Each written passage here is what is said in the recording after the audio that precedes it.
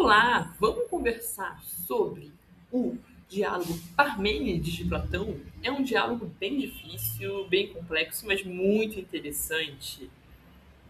O diálogo trata de duas questões iniciais: a teoria das formas e a questão do uno, ou seja, a unidade da realidade. Logo no início, nós temos o Sócrates, ainda jovem, sendo questionado por Parmênides, um filósofo mais experiente. E isso é muito importante, porque Platão está mostrando o próprio Sócrates sendo testado, sendo desafiado.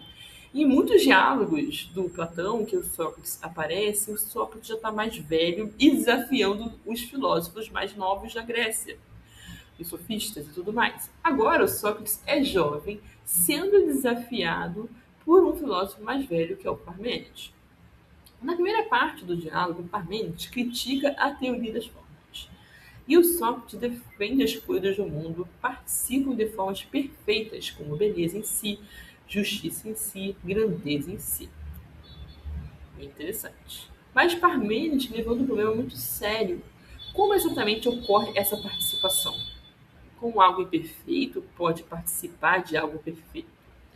Aí surge um dos argumentos mais famosos da filosofia, que é o argumento do terceiro homem. Eu nunca tinha ouvido falar, né? Mas, como eu disse, eu sou só uma leitora de filosofia, não sou uma estudante de filosofia. Ele mostra que se várias coisas são grandes porque participam da forma grandeza. Então, essa própria forma também seria um ser grande, e isso exigiria uma nova forma para explicar, gerando um processo infinito.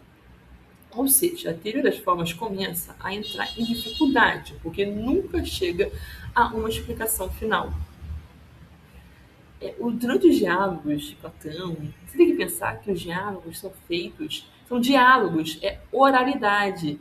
Então você tem que ler como se fosse uma grande conversa entre filósofos, entre pessoas, dialogando e debatendo temas. E muitas vezes os diálogos ali não chegam a uma conclusão. Eles vão fazendo várias analogias com bem traço da oralidade e não chegam a uma conclusão muito rápida. Mas isso ali faz parte, eles abrem muitas possibilidades. Ele gosta de ir testando, né? O filósofo mais antigo, como Parmênides, vai testando o Sócrates, que naquele momento ali é jovem, para ele chegar à essência das coisas, né? As definições. Então tem que fazer a pessoa pensar. Depois disso, o diálogo muda completamente de nível, né? Depois de criticar ali a teoria das formas. Parmênides propõe um exercício lógico muito rigoroso.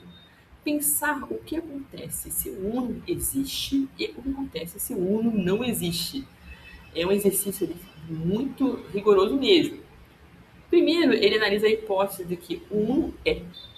Mas ao fazer isso, percebe-se que se o uno existe, ele passa a ter propriedades, entra em relações e isso faz com que ele deixe de ser absolutamente uno. Olha que complexo esse pensamento. Porque se o uno existe, ele tem propriedades. Mas se ele tem propriedades, se ele tem multiplicidade, ele deixa de ser uno. Muito complexo isso aqui. Então surgem vários paradoxos. O uno passa a ser ao mesmo tempo um e múltiplo, igual e diferente, em movimento e repouso. Para o uno isso seria impossível. Ele é uno. Ele está em unidade, não em multiplicidade. E múltiplo e o uno não combina, movimento e repouso no uno não combina. E depois Parmênides analisa a hipótese contrária, se o uno não existir. Nesse caso, o problema é ainda mais radical, porque se não há unidade, nada pode ser considerado uno. Olha aí que complexo. Então, nada na realidade pode ser considerado uno. E sem unidade não existe nem mesmo a multiplicidade, porque se não tem algo único, como vai existir algo múltiplo? Para existir algo múltiplo, tem que existir algo uno, tem que existir a unidade. Ou seja, não haveria coisas definidas, não haveria conhecimento e a realidade se tornaria completamente fragmentada. Impossível. No final, chegamos a uma conclusão muito importante. Tanto afirmar que um não existe, quanto afirmar que ele não existe leva a contradições. É exatamente isso que Platão quer mostrar. Não que tudo seja absurdo, mas que a razão, tenta compreender o fundamento último da realidade, encontra limites. A nossa razão humana, quando vai entender o uno, vai encontrar limites, como esse. O uno é ou não é? A razão não consegue compreender isso. O uno parece como algo necessário, porque sem ele nada faria sentido. Mas, ao mesmo tempo, ele não pode ser totalmente explicado pelas categorias comuns do nosso pensamento. Então, o grande ensinamento do diálogo de Parmênides é que o pensamento filosófico precisa ir até o limite, mas também reconhecer que existe algo que ultrapassa a linguagem, a lógica e até mesmo a nossa capacidade de compreender completamente. E isso torna o diálogo tão importante. Ele não dá respostas simples, mas aprofunda o nosso modo de pensar a realidade. Os diálogos de Platão, eles são muito interessantes porque muitas vezes eles não chegam às conclusões, mas eles colocam a gente para pensar. Tudo bem? E o diálogo ali desse Parmênides, ele é bastante. Ele já representa os muito mais radicais da filosofia antiga, no momento que a medida submete a própria teoria das formas ao exame rigoroso e quase destrutivo das teorias das formas. É um diálogo muito bom. A questão do uno, né, passa a ser. Na hipótese que o uno ele passa a participar do ser. Acho que é interessante falar para vocês. Mas participar do ser implica determinação, relação, multiplicidade. Assim, aquilo que deveria ser absolutamente simples se revela internamente dividido. O uno, então, torna-se múltiplo, o que é uma contradição em termos. Se ele participa do ser, ele se torna múltiplo, isso é uma contradição. Uno é uno não, unidade. Na hipótese aposta, se o uno não é, a consequência é ainda mais radical. Sem unidade não há sequer multiplicidade, como eu já falei, pois o múltiplo pressupõe unidades. No múltiplo tem várias unidades. Se não existe unidade, como vai existir o múltiplo, que é feito de várias unidades? Olha que contradição. Desaparecem, então, as condições de possibilidade da experiência, do pensamento e do discurso. O resultado desse duplo movimento é profundamente perturbador. O uno parece ser e não ser, mover-se e não mover-se, mover-se e não mover-se, está em si e fora de si. A linguagem entra em colapso, a razão revela seus próprios limites.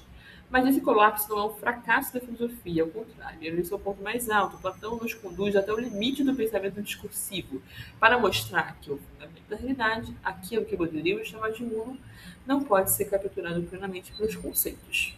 O uno aparece assim como condição de possibilidade, tudo o que é, mas não como um ente entre outros. Ele não é um objeto do conhecimento, mas aquilo que torna o conhecimento possível. Então, o mundo é o que torna o conhecimento possível, mas ele não é o objeto do nosso conhecimento, como eu já falei. Nesse sentido, Parmênides não destrói a filosofia platônica, ele a purifica, o diálogo Parmênides. Ele mostra que a busca pela unidade é necessária, mas que essa unidade transcende as formas comuns de apreensão racional. E esse diálogo do Parmênides, ele vai servir depois para o neoplatonismo e o plotino e tudo mais, que rende uma boa conversa também. E aqui, pessoal, tá uma apresentação pequena que eu fiz, né, Parmênides, investigação sobre Uno, metafísica e os limites da razão. Como já falamos, a questão das formas e a unidade do Uno é o que é debatido nesse diálogo. O monismo, tudo que existe tem um único princípio, a realidade, no fundo, é uma só, porque ela é formada pelo Uno.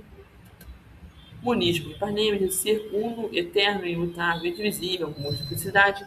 Nessa apresentação aqui tem o resumo do que eu falei até agora.